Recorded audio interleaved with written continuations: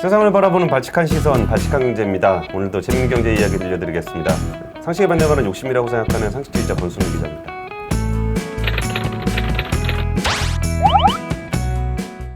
금사파 허윤영 기자 나오셨습니다. 안녕하십니까, 허윤영입니다. 안녕하십니까. 오늘 왜 이렇게 피곤해 보이십니까? 아우, 조근 새벽 4시 반에 일어나서 이렇게 열심히 일합니다. 허윤영 기자. 그러니까 월급 받으려고. 참, 누구는 비트코인에 대박나서 퇴사하고 그런다는데. 근데 최근에 오늘 허윤영 기자가 공모주 얘기를 준비해왔는데 네. 제가 요새 자주 써먹고 있는 레파토리 중에 하나가 그게 있어요. 그러니까 그 주식시장이 과열됐을 때에 나타나는 현상 중에 하나가 그 회사의 내부 정보를 제일 많이 가지고 있는 내부자들이 주식을 갖다 판다. 그럼 거기서 야 이게 미공개 정보 이용이나 이런 느낌을 받게 되잖아요. 네네. 근데 그런 게 아니고 진짜 내부 정보를 많이 가지고 있는 내부자가 주식을 대량으로 매각할 때가 언제냐? 공모주. 그리고 M&A. 최근에 뭐 한샘도 판다 그러죠. 네. 뭐 인터파크도 판다 그러죠. 그러니까 이게 뭔가 내부자들이 야 우리 기업 가치에 비해서 지금 굉장히 잘 팔 수 있겠구나 그렇죠. 라는 생각이 들었을 때 주식을 왕창 팔 수 있는 그런 이벤트들이 많이 벌어진다는 거죠. 근데 대주주 입장에서는 그게 좋은데 네. 이게 과연 그 여러 이해관계자들한테 좋은 얘기인지 그 얘기를 오늘 현영 기자가 한번 쭉 진행을 해주십시오. 먼저 들어가기 전에 이 올해 기업 공개가 열풍이잖아요. 예. 얼마나 열풍이냐, 이 공모 규모를 한번 찾아보니까 증권사에서 예측하는 게 25조 원에서 30조. 25조에서 30조. 그러니까 기업들이 이 신규 상장하는 기업들이 이 정도의 자금을 조달을 한다는 뜻이거든요. 그러니까 이게 저건 아닌 거잖아요. 이렇게 뭐 카카오가 18조, 시초는 뭐 크래퍼드 45조 이런 개념이 아니라 네. 그러니까 신주를 발행해서 추가로 자금을 땡기는. 맞습니다. 예. 그 규모가 25조 원, 30조인데 이게 올해 사상 최대인데 이전에 언제가 최대였냐 보니까 2010년에 예. 삼성생명 그때 상장했던 그때가 얼마 공모 규모가 10조 원 정도였어요. 그러니까 올해 한 3배의 규모. 그 권순우 기자가 말한 것처럼 이게 뭐 단순히 이 공모 규모가 많다라고 해서 과열이다라고 볼 수는 없지만 그 보통 이렇게 공모 규모가 크면은 여러 기업이 상장을 한다는 거고 예. 그러면은 투자금이 분산이 될 수도 있는데 그런데도 이게 과열이다라는 얘기가 나오고 있거든요. 이 정도면은 개인적으로는 뭐 결론일 수도 있겠지만 현재 공모주 시장은 조금 약간 과열을 넘어서 좀 이성이 마비됐다. 그래서 이 이성이 마비된 그 이면에서 어떤 일들이 벌어지고 있는지 예. 좀 그런 사례들을 좀 얘기해 보려고 해요. 예, 예. 그래서 이제 첫 번째 아마 이 공모주 하시는 분들은 예를 들어서 뭐 어떤 기업이 상장을 한다. 상장 첫날에 많이 접하는 뉴스가 뭐냐면 생각해 보시면은 먹통, MTS, 뭐 HTS 이런 거 먹통.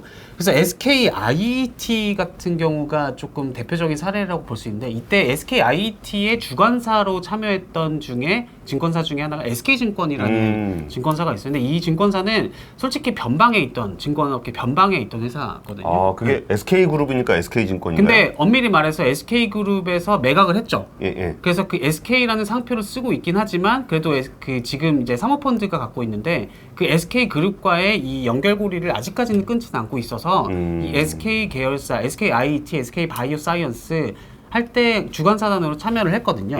근데 이 SK증권이 말씀드렸던 것처럼 큰 증권사가 아니라 변방에 있던 증권사인데 감당이 안 되는 거예요. 갑자기 너무 많은 사람이 몰려드니까. 네. 그래서 어떤 일이 있었냐? 이 막 공모주 상장 첫날에 막 오전 8시 40분 전에 예. 미리 접속해달라.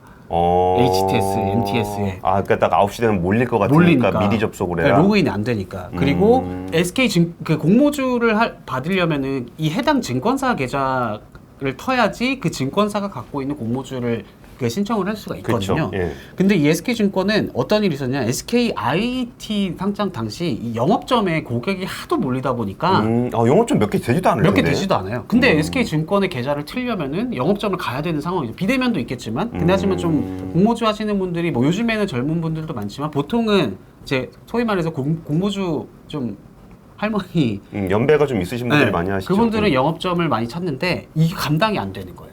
그래가지고 막 그 새벽부터 줄 서고 또 막 이게 업무가 마비될 정도로 몰려서 아예 그냥 선착순으로 오늘 계좌 개설 마감하겠습니다. 이렇게 하는 진풍경이 오늘 신규 고객은 예를 들어서 100명을 받겠습니다. 네. 그럼 100명 되고 나면 지점 마감됐으니까 마감. 안 네. 됩니다. 그냥 네. 그러고서 영업점 열려 있는데. 네. 그러니까 그 영업점이 열려 있는데 이 모든 직원들이 다 계좌 개설 업무에만 이게 한번 신청을 받는다고 해서 바로 계좌 개설이 되는 게 아니라 뒷단에서 뭐 이런저런 요즘에 특히 계좌 개설하는 게 되게 까다롭잖아요. 맞아요. 그 업무에 다 투입되고 하여튼 이런 진풍경이 벌어지고 있다고 합니다. 그리고 근데 이게 진짜 심각한 문제인 게 사실 MTS 같은 게 이렇게 중간에 버벅거리면 네.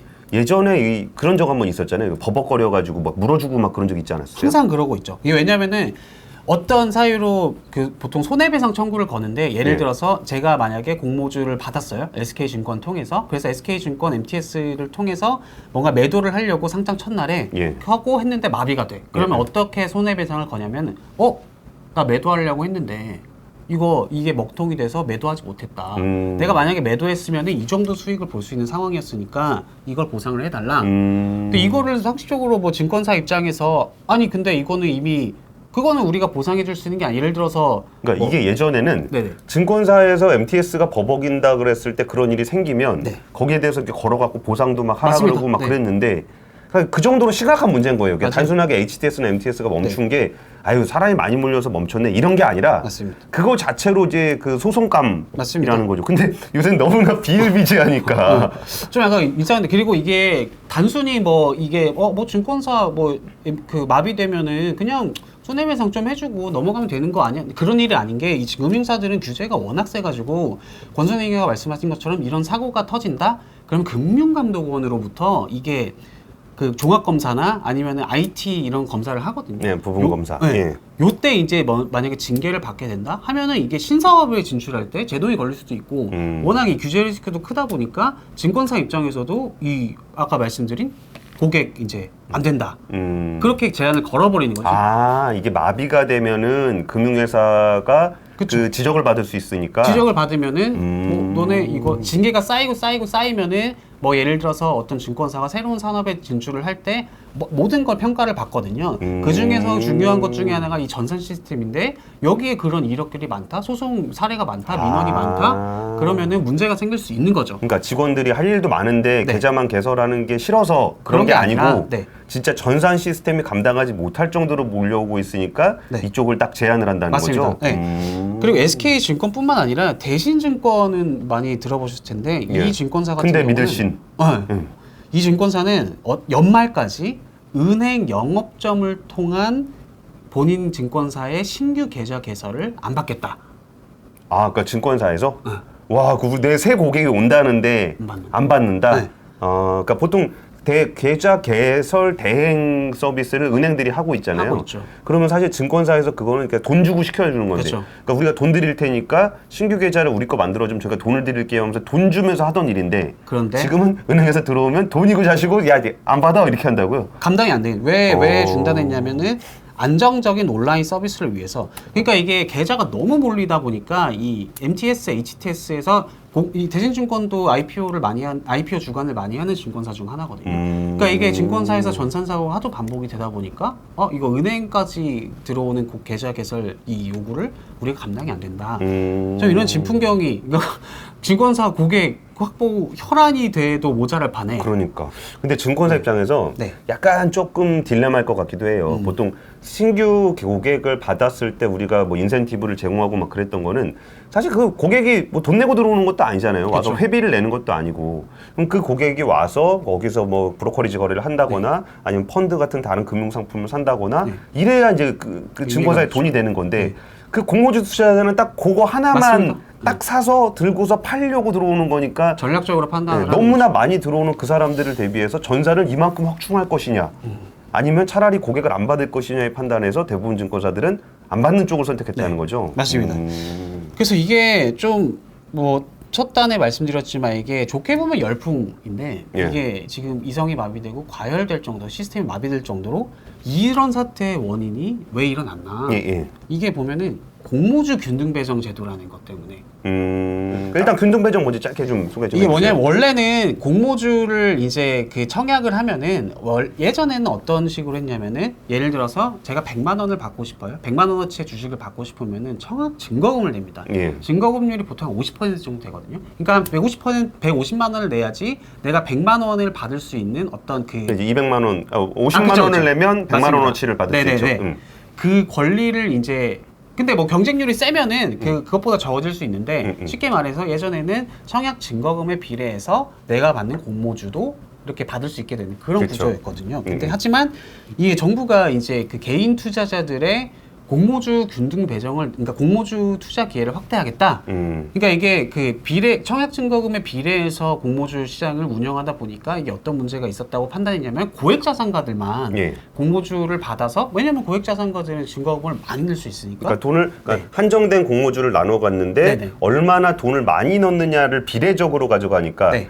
돈 많이 낸 사람이 더 많이 가져가는 그쵸. 그런 구조가 되는 거죠. 그러다 보니까 이거는 조금 뭐 좋게 좀 양극화, 약간 부익부 빈익빈 이런 문제가 있다 해서 그렇다면은 그런 거지 뭐. 나는 돈은 없지만 공모주는 받고 싶어요. 네. 그리고 내가 한 주 살 돈은 있는데 네. 왜 난 한 주도 못 사는 거냐? 네. 이런 불만들이 좀 있었던 네. 거죠. 예. 그래서 이걸 아예 그냥 청약 증거금 비례가 아니라 균등으로 배정하자. 그 경쟁률에 따라서 그렇게 바꾼 게 그 좀 약간 원인이 됐다라고 보시면 되고 사례를 들어드릴게요.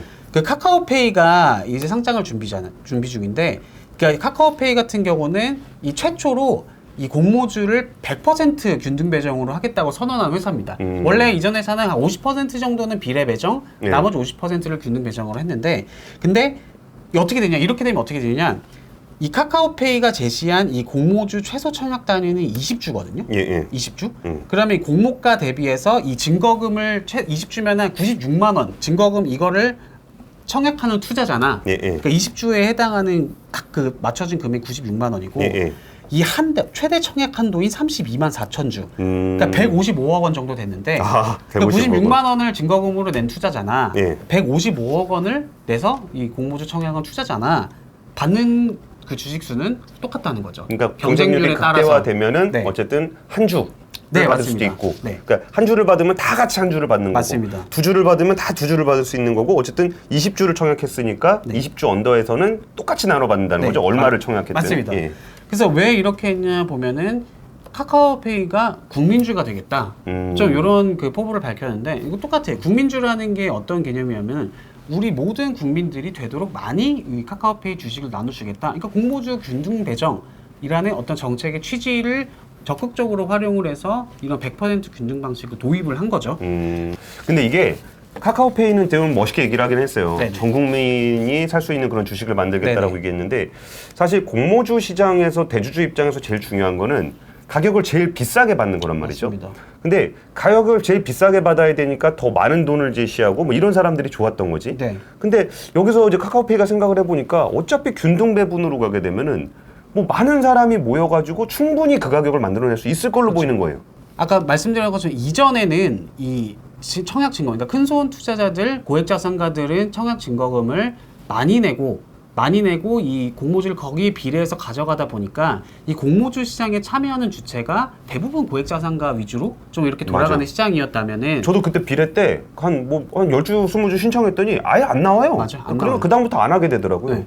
근데 지금 공모주 시장은 어떻게 재편이 됐냐면은 고액 자산가나 저희 같은 뭐 돈 없는 개인들. 기자들이나 이 조금 기회의 그러니까 모두 균등하게 받아가다 보니까 이 수요가 그러니까 그 투자자의 뭐 자금은 뭐 똑같을 수 있어요. 고액 자산가 돈이 워낙 많으니까 예. 이 공모주에 추가하고자 하는 자금은 똑같은데 그 수가 공모주 투자자를 하고 싶어하는 그 숫자가 엄청나게 늘어난 상황이다. 그렇게 재편됐다고 그럼 진짜 대주주들은 대박이겠네요. 맞습니다. 그러니까 이게 진짜 예전에는 그 소수의 큰 돈 있는 사람들이 공모주 시장을 이끌어가고 있었다면 공모주 시장의 수요였다면 지금은 모든 사람들이 다 들어오니까 그렇죠. 가격을 다 올려놓을 거 아니에요. 맞습니다. 와 대주주들은 진짜 대박이야 요새. 맞습니다. 예.